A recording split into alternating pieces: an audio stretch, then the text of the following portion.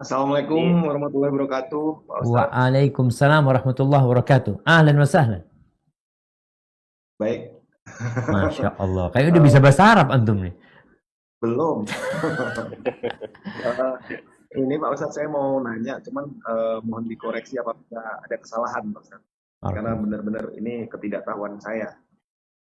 Eh, apa namanya? Salah satu musibah bagi manusia adalah apabila ketika eh, nikmat yang diberikan Allah kepada manusia itu dicabut sama Allah.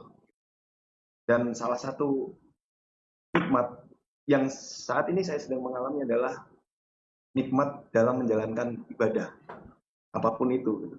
Termasuk sholat, termasuk hadir di acara taklim seperti ini, itu saya merasakan seperti nikmat untuk menjalankan ibadah itu dicabut gitu. Jadi kayak ibaratnya sholat ya sekedar menjalankan, menggugurkan satu kewajiban gitu yang kayak kayak eh, kita nggak bisa merasakan bagaimana nikmatnya seorang hamba bertemu dengan Allah seperti itu gitu.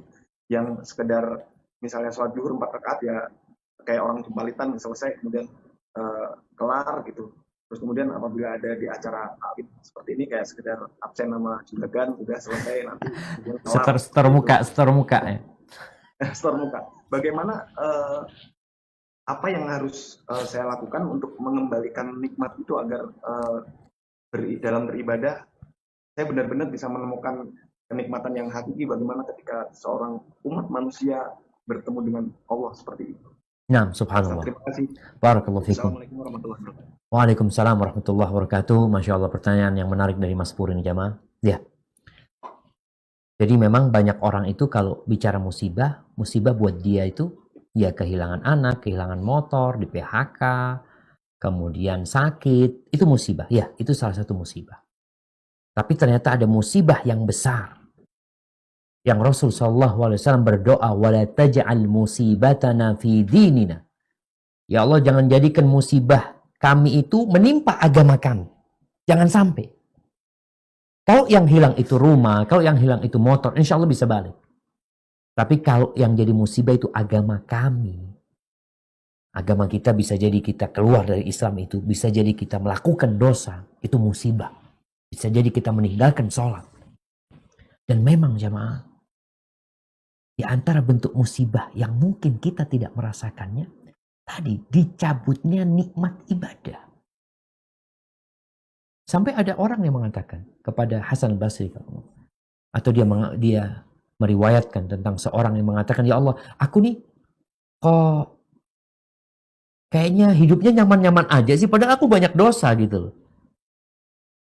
Lalu dikatakan, berapa banyak engkau dihalangi dari bermunajat, berapa sering engkau dihalangi dari nikmatnya, dari lezatnya bermunajat kepadaku, tapi engkau gak sadar. Itu musibah yang besar. Berapa banyak orang yang berpuasa. Kata Nabi alaihi salatu wassalam, rubba sa'imin laysa lahu min siyamihi illa al-ju' wal 'atash. Berapa banyak orang yang berpuasa namun dia tidak mendapatkan apa-apa kecuali rasa lapar dan haus.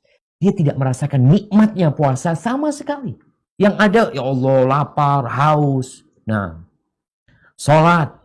Allah mengatakan wailul lil musallin, celaka buat orang-orang yang sholat. Bayangkan, dia sholat celaka, sholat masuk neraka. Ada sebagian kita yang mengatakan, udahlah nggak usah bicara gimana sholat supaya benar. Sekarang kita bicarakan orang yang nggak sholat itu tuh yang nggak benar. Iya betul, orang yang nggak sholat nggak benar, perlu kita perbaikin. Tapi orang yang sholat pun perlu diperbaiki, karena ada orang sholat masuk neraka. Wailul lil musallin alladzina hum an salatihim sahun alladzina hum yura'un. Mereka yang ria, mereka yang seenaknya aja sholatnya tanpa mengikuti aturan, ternyata masuk neraka. Apa sih yang menyebabkan kita kehilangan nikmat baca Quran, nikmat berzikir? Kemarin Ramadan Ustaz, alhamdulillah ana bisa hatam. Kok sekarang nggak bisa hatam?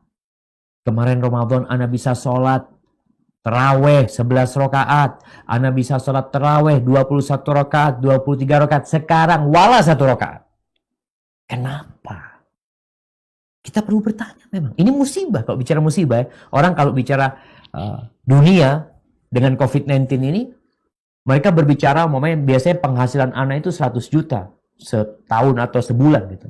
Sekarang nggak ada, rugi ada 100 juta. Engkau bicara rugi. Padahal memang belum ada keuntungan. Kalau bicara rugi kan hilang duitnya. Ini memang engkau belum bekerja, nggak ada kerjaan. Tapi engkau sudah menghitungnya rugi. Karena dalam benakmu ada keuntungan di sana, tapi engkau tidak mendapatkannya. Kalau bicara nih, sholat kemarin, antum sholat tarawih 11 rakaat, 21 rakaat, kemudian sekarang antum nggak sholat sama sekali. Apa nggak rugi antum? Baca Quran yang 1 huruf dapat 10 kebaikan. Kemarin Ramadan antum baca, sekarang antum nggak baca. Apa nggak rugi? Itu musibah.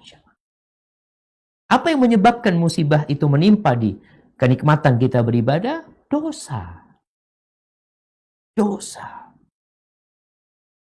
Dan salah satunya adalah ambisi dunia.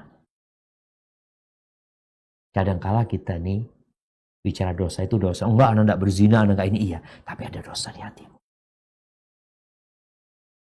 Atau suudzon sama Allah SWT.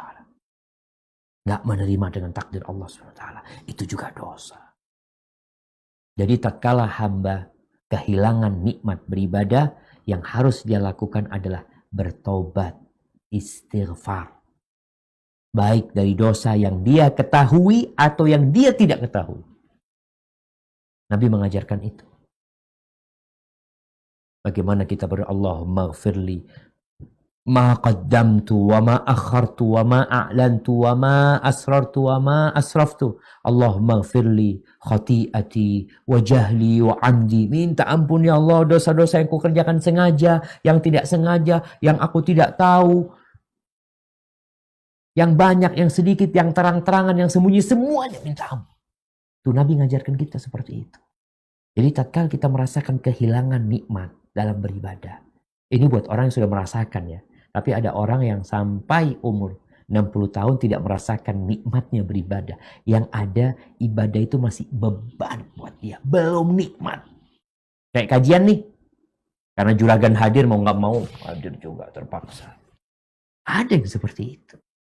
Belum merasakan. Dan kalau engkau ingin merasakan nikmatnya beribadah, maka cintailah Allah dan Rasulnya lebih dari semua yang ada di muka bumi. Cintailah saudaramu karena Allah Subhanahu wa Ta'ala.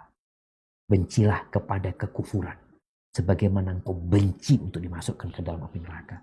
Insya Allah engkau akan merasakan manisnya beribadah dan kembali itu kelezatan-kelezatan yang mungkin hilang darimu. Hadza wallahu a'lam bishawab. Nah.